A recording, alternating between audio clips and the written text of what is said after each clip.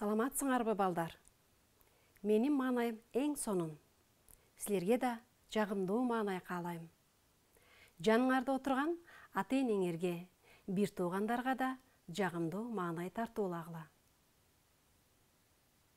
Анда эмесе, баарыбыз сүрөткө көңүл бурабыз.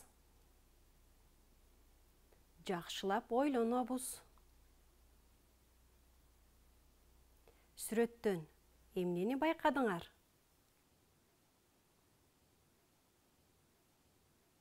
Албетте, бул үй бүлө. Баары жумуш менен алектенип жатат. Апам кир жууп жатат. Атам машине оңдоп жатат. Чоң энем байпак токуп отурат. Эжем гүлдөргө суу куюп жатат. Чоң атам бөбөгүмө жомок окуп жатат. Бөбөгүм ойноп жүрөт. Байкем үйдүн чаңын тазалап жатат. Бир сөз менен айтканда, үй бүлө мүчөлөрү милдеттерин жасап жатышат.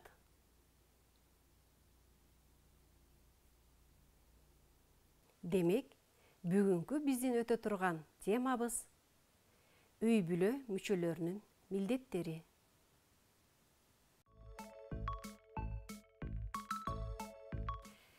Силер менен милдет деген сөздүн маанисин чечип алалы. Ар бирибиздин милдетибиз бар. Мисалы, силердин милдетиңер үй бүлөдө ата-энеге жардам берүү, жакшы окуу. Бир гана үй бүлөдө эмес, коомдук жерлерде, көчөдө, транспортто тартиптүү өзүңөрдү алып жүрүү болуп эсептелет. Бүгүн сабакта тема боюнча жаңы лексиканы активдештиребиз. Кыймыл аракеттин боло тургандыгы жөнүндө жазуу жана оозекикебизди колдонобуз. Үй бүлөдө ким эмне кыла тургандыгын бөлүштүрөбүз. Анын себебин түшүндүрөбүз. Өзүбүздүн үй бүлөдөгү милдеттерибиз жөнүндө айтып беребиз. Үй бүлө мүчөлөрүнүн аткарган милдеттери маанилүү экендиги жөнүндө тыянак чыгарабыз. Бүгүнкү сабакта кездеше турган жаңы сөздөр менен таанышабыз.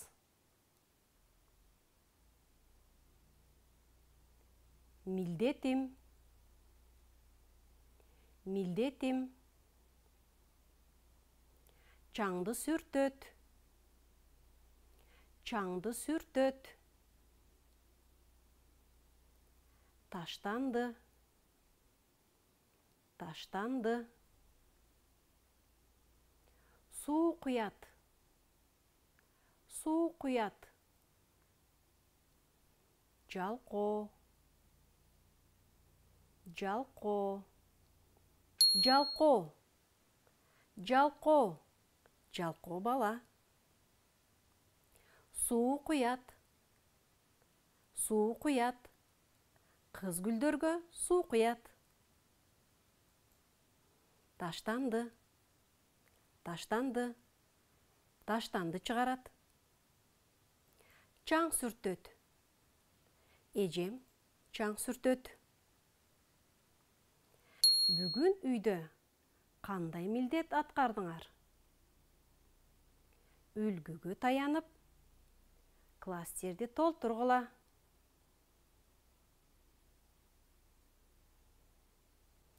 Мен бүгүн сабакка даярдандым. Үй жыйнадым. Апама жардам бердим. Идиш жуудум. Бөлмөмдү жыйнадым. Чаңды сүрттүм. Силер да ушу сыяктуу класстерди толтурган болсоңор, анда азаматсыңар балдар. Балдар, анда эмесе бүгүн бизге Ясмина өзүнүн милдети жөнүндө айтып берет. Силер Ясмина кандай милдеттерди аткарат? Көңүл коюп окула. Менин милдеттерим. Менин үйдөгү милдетим мындай. Дүкөндөн нан, сүт алып келем. Өз бөлмөмдү жыйнаймын. Китеп текчелердин чаңын сүртөм. Эжем болсо гүлдөргө суу куят. Кийимдерди үтүктөйт.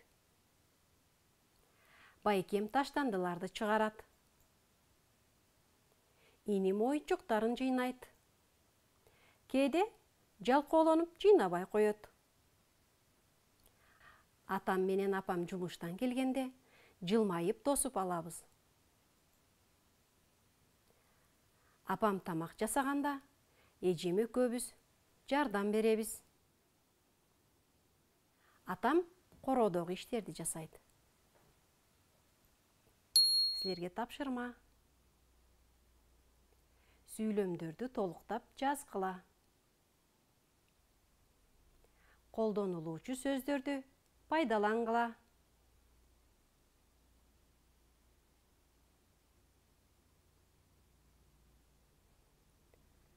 Эми балдар, жазган жообуңар менен салыштыргыла.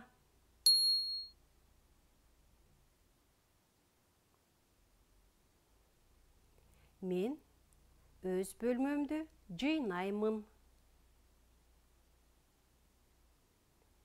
Китеп текчелердин чаңын сүртөм. Эжем гүлдөргө суу куят. Кийимдерди үтүктөйт. Байкем таштанды чыгарат. Иним оюнчуктарын жыйнайт. Атам менен апам жумуштан келгенде жылмайып тосуп алабыз. Атам короодогу иштерди жасайт.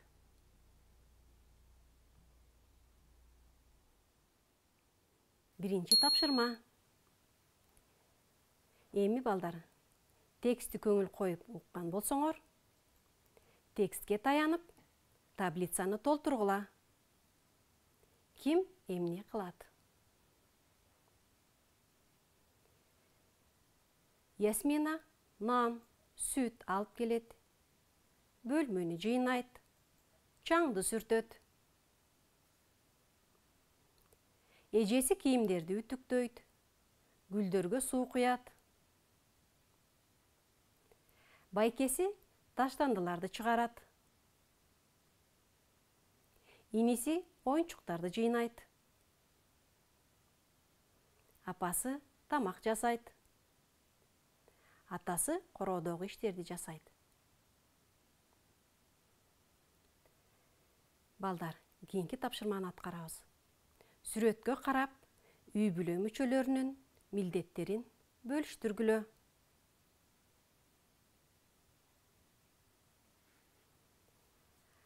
Апам жумушка барат. Тамак жасайт. Кийимдерди үтүктөйт. Атам болсо жумушка барат. Дүкөнгө барат. Эжем сабак даярдайт. Чаңды сүртөт. Байкем сабак даярдайт. Таштанды чыгарат. Силер эмне үчүн ушинтип бөлүштүрдүңөр? Себебин түшүндүргүлө. Атам жумушка барат. Анткени бизди багат. Апам тамак жасайт. Себеби тамакты таттуу жасайт. Эжем үй жыйнайт. Анткени эжем тазалыкты жакшы көрөт. Байкем таштанды чыгарат. Анткени ал күчтүү. Эжем менен байкем сабак даярдайт. Себеби алар мектепте окушат. Эгерде ушундай жооп берген болсоңар, анда силер милдетиңердин себебин далилдедиңер. Кийинки тапшырма. Текст боюнча Ясминанын милдеттерин таблицага жазгыла. Ал эми кийинки таблицага өзүңдүн милдеттериңди кошуп толтур.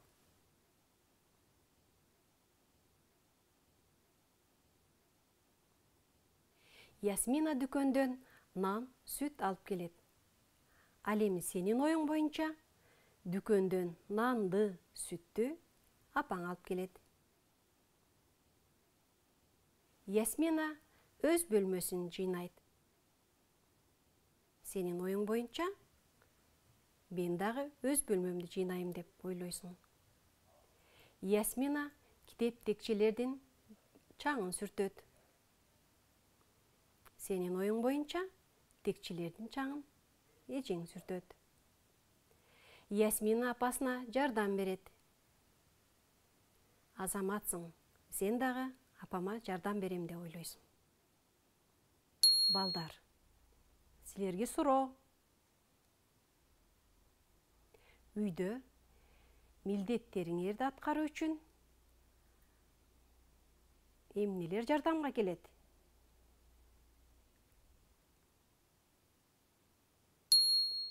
Туура айтасыңар.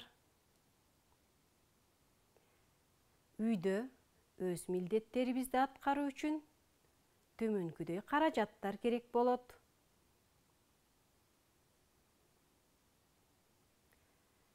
Чаң соргуч, самын, кир жуугуч, таштанды чака, чүпүрөк.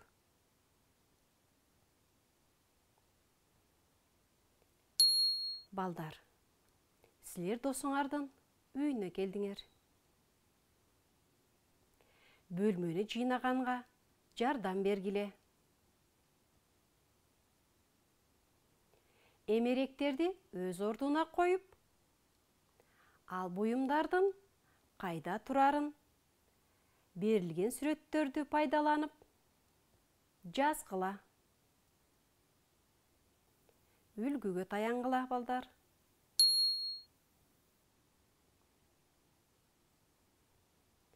Бүгүн мен досума жардам бердим. Үй жыйнадык. Китептерди китеп текчеге койдук. Кийимдерди иреттедик.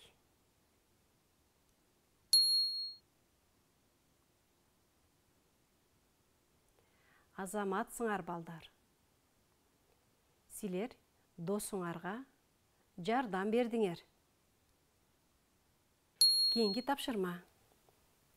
Жогоруда толтурулган таблица боюнча өз милдеттериңерди ооз-эки айтып бергиле.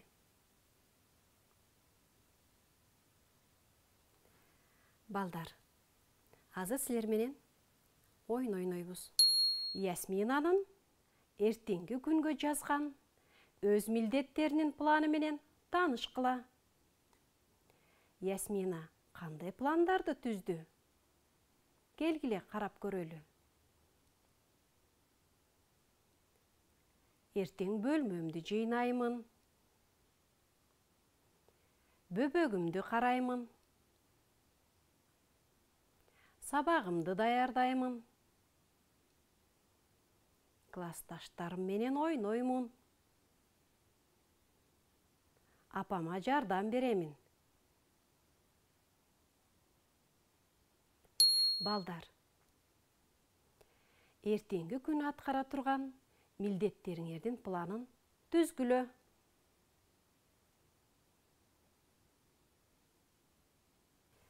байкагыла, ашыкча сүрөттү тапкыла. Эмне үчүн экендигин түшүндүргүлө. Үлгүгө таянып жооп бергиле. 4 сүрөттүн ичинен эгерде экинчиси ашыкча деп ойлосоңор анда туура таптыңар. Балдар, сабагыбызды жыйынтыктап жатып, жалкоолонбой, баарыбыз өз милдетибизди так аткаралы демекчимин.